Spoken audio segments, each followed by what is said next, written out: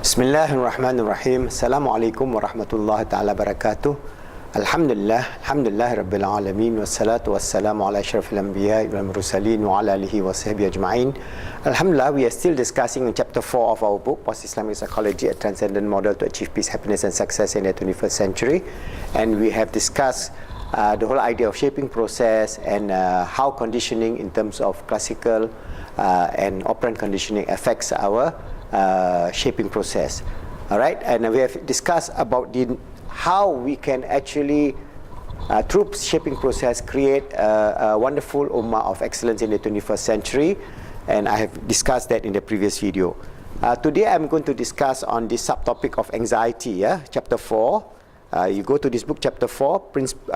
Chapter 4 was the fourth principle, holistic principles of human behavior and laws of learning. So all this involves the laws of learning, all right, which I have given to you quite a number of videos before that already. So how do we relate anxiety to our work in terms of post-Islamic psychology? Anxiety could be defined as emotional distress or uneasiness of the mind caused by the apprehension of danger or misfortune. So we have this inkling that we're going to get some sort of punishment, or it's going to get some sort of difficulties, or some sort of trauma, or some sort of fear, worry, and so on. Well, that definition describes anxiety in the human terms. But although less developed, all the same mental and emotional states exist at animal level. So animals too have anxiety. So that's why when you mistreat an animal, they have this anxiety. For example, there are a lot of experiments where they experiment with rats. They give you food pellet, as well as after the food pellet, randomly they give electric shock to the rats. They have anxiety whether to take the food or not to take the food. So this anxiety at the rat level can be extrapolated to a lot of parents. Later on I'll describe why children have neurosis and suicidal tendencies, all because of the wrong kind of parenting by parents, which actually creates a lot of anxiety in children at a very young age, especially those who are abused. The higher the consciousness of the animal, the closer to the human experience you will be. So if you have, for example, the apes, the chimpanzees, they have higher level of understanding in terms of social interaction. There is also this conflict of anxiety within the social structure, the alpha male and the females, and who are in the hierarchy and who is in the pecking order. So those at the lowest level, they become very depressed. All right, and you can see this in troops of monkeys and so on. They have done a lot of studies on that. Interestingly, like many things, anxiety can be beneficial in moderation. So sometimes a certain amount of anxiety, all right, can be useful in terms of motivation. A little bit of anxiety stimulates particularly efficient performance. So performance in relation to a certain amount of anxiety and achievement and performance, that is already documented. There's a lot of studies on that. Performance with a small amount of anxiety usually shows an improvement over performance with no anxiety at all. With a large amount of anxiety, performance drop below the level of performance with no anxiety. So if you have too much anxiety level, if you trace no anxiety versus performance, you can see that if there is no anxiety versus performance is low, no anxiety. But if there's small amount of anxiety, the performance go up. But too much anxiety, it goes down. While a small amount of anxiety seems to stimulate behavior, a large amount of anxiety seems to inhibit behavior. The level of anxiety can be so high that all behavior comes to a stop. So at a certain point, they freeze. Okay, so the animal I was telling you, the rats, after a certain point of this electrical shock, random shock, the rats would not want to take the food anymore, because it is hungry, it wants to take the food, but it doesn't know when it will be shocked.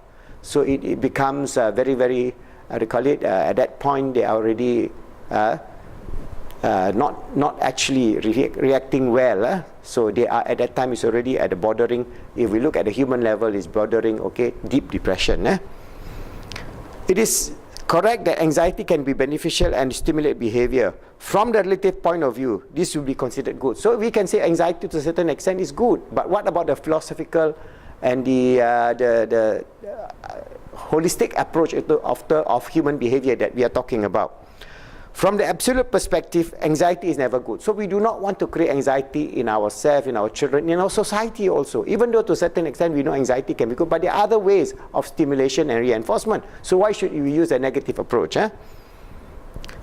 Since the influence of anxiety is through the imposition of will by force. So we will by force to cause anxiety. So because of that, it is a very, very, in the long term, it is not good for society.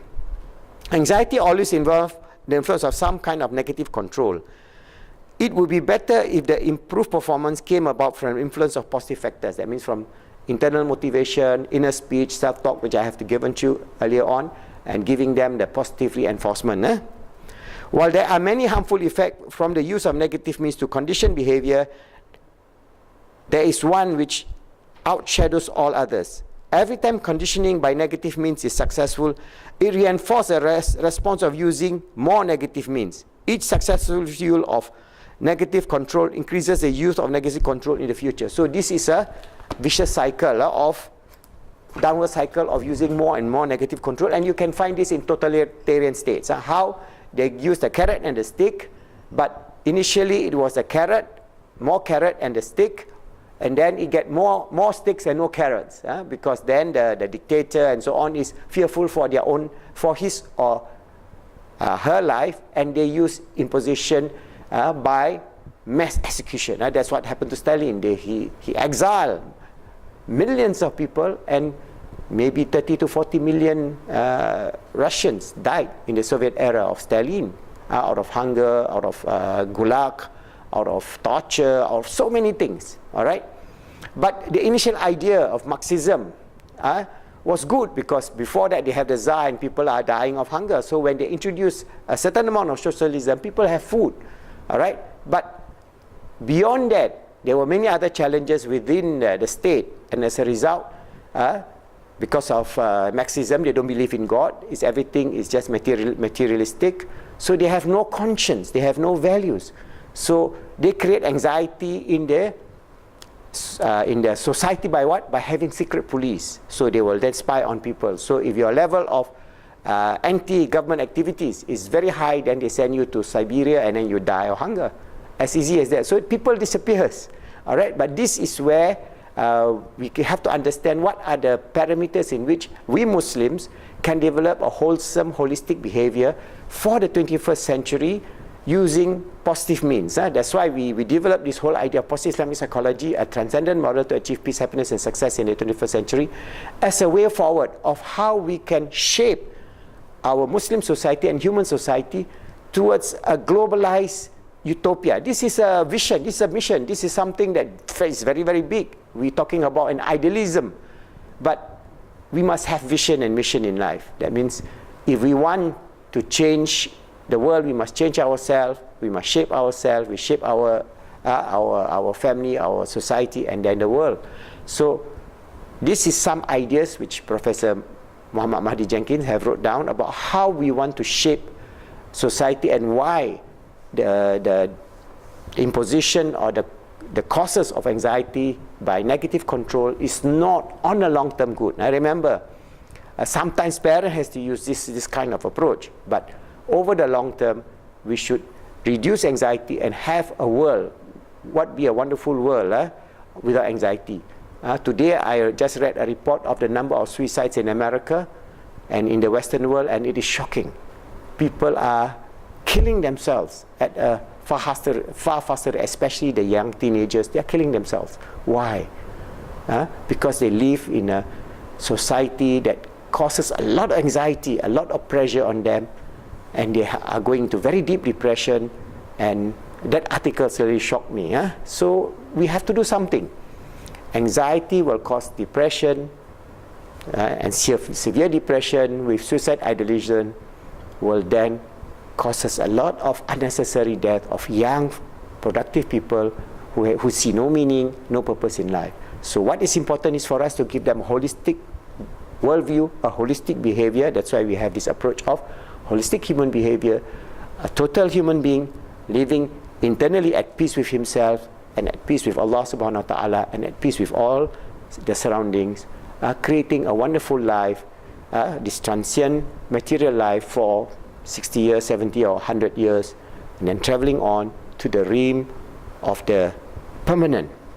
That is what we call the akhirah. So in Islam, we should understand this, and inshallah, by understanding it, how negative reinforcement causes anxiety, we should minimize and minimize this approach and try to reduce within our family, our children, our parenting, that we reduce anxiety in our children, because if they are always anxious, they will then have this idea they are useless, and at a certain point they may commit suicide. This is what's happening, this epidemic of suicide that I'm telling you just right now. So inshallah, do something good and understand this whole concept of how negative control affects anxiety, and you can do more research and studies and see how a holistic lifestyle based on spiritual, emotional, mental and physical well-being, this holistic approach can reduce anxiety, and also how we can reduce anxiety in terms of Islamic parenting concepts, inshallah.